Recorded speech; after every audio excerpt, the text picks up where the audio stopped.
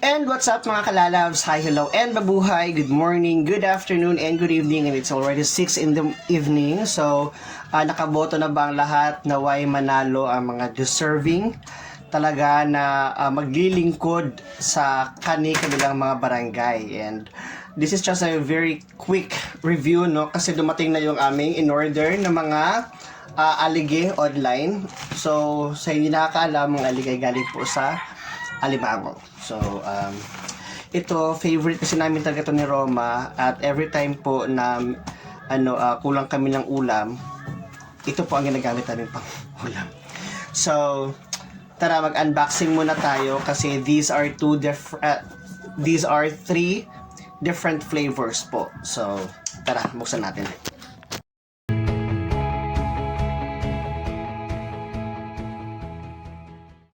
And so, we're back mga kalalabs. Tapos ko nang i-unbox ang ating crab paste. And by the way, thank you very much sa mga nag-pack nito kasi talagang na-secure talaga nila. Sobrang safe yung mga parcel kasi talagang inayos nila pagka-pack. By the way, these different flavors are from three different TikTok shops din po. Kasi sa mga reviews, parehas daw masarap. So sabi ko kay Roma, sige bilhin mo na yung tatlo para since nag-aambisyon tayo magiging vlogger. So i-review natin sila parehas. And by the way, disclaimer lang, hindi po ako talaga food reviewer. Hindi ako magaling pagdating sa mga panlasa. Pero as a person, meron tayong kanya-kanyang taste buds, no? So, of course, yung masarap for me might not masarap for you. So, yung gusto nyo, maaaring hindi ko gusto. So, tara, let's go. I-review na natin.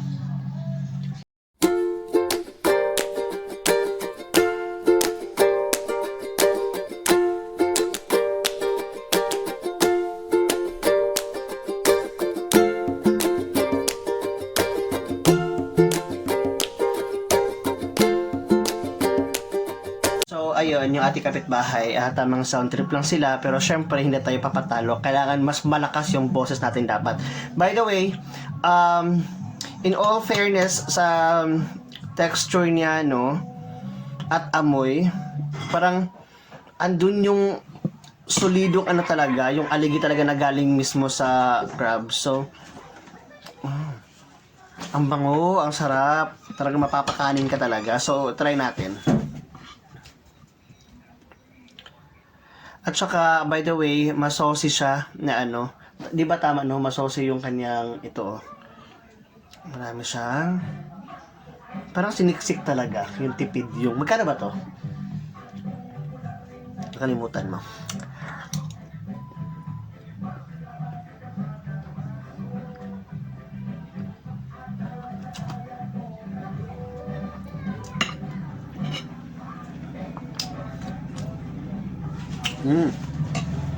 Perfect. May anghang siya, no? May sipa siya ng anghang.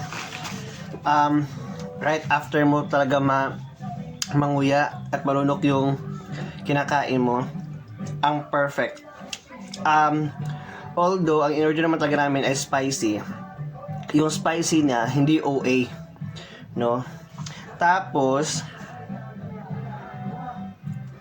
hindi siya tinipid sa alig kasi andun yung hindi lang yung amoy, andun pa rin talaga yung malalasahan mo talaga yung alam mo yung sa crabs, di ba yung alig niya andun siya, perfect. So 10 out of 10. I rate this as mamaya na kasi siya ang ating una so doon tayo sa pangalawa mag-rate.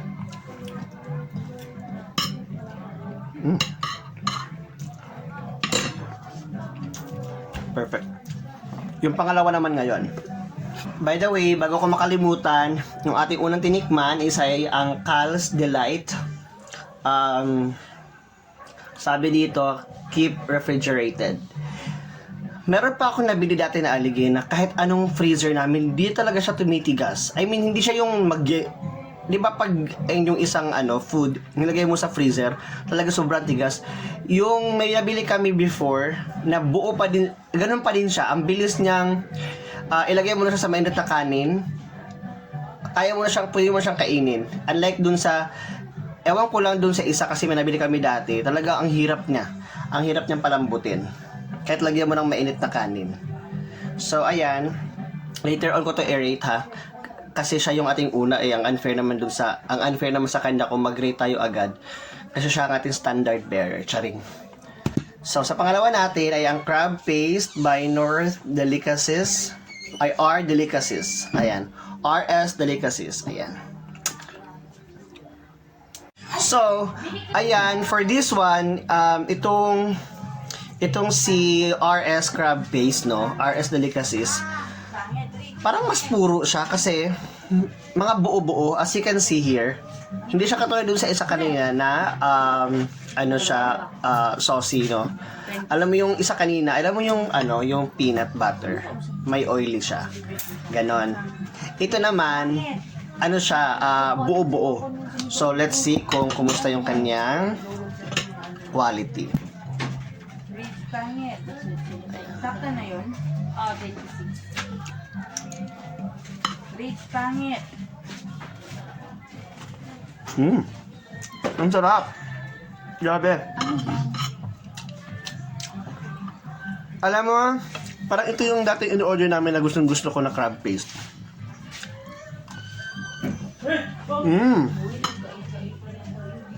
Ang sarap. Yan nga yun. Ang sarap. Feeling ko, 10 over 10, ito yung 10. Itong una kanina, 7.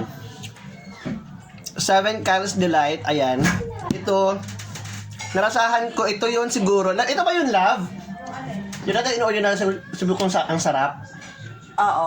Ito sinabi mo nun na ang sarap. Ang sarap niya, ang sarap ng crab paste RS North Delicacies. So, di ba, lagi na kami nag-order noon pa man. Yung pangatlo naman, i-try natin itong pangatlo kung kumusta ba to.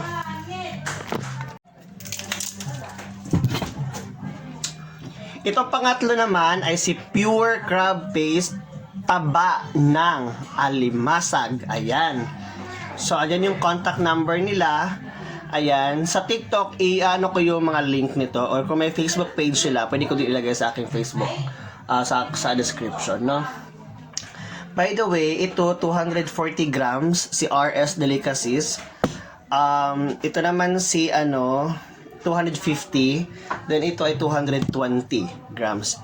By the way, guys, again, this is just my own panlasa, okay? Pero ito naalala ko yung quality na to. Ito yung in-order ni Roma na pinaulit ko sa kanyang in-order din. Ilang buwan kaming hindi nag-crab paste din ngayon na ulit. Ayan. Sa Mandaluyong, yung mga kapatid ni Roma, ito din yung in-order niya. Ito. So, let's try this one. Itong isa, katulad ni yung una nating sinubukan, ay parehas sila saucy. Katulad ni Carol's Delight.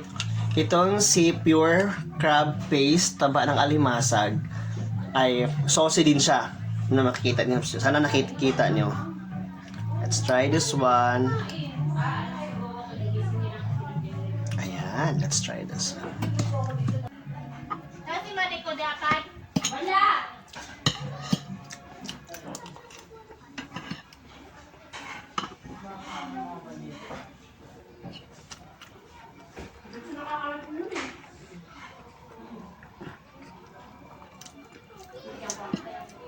May bago ka na namang talent, ha? Baba! Ay! Baba! Hindi ka na makababa, no? Kasi wala siyang upuan. Hindi niya na makapag.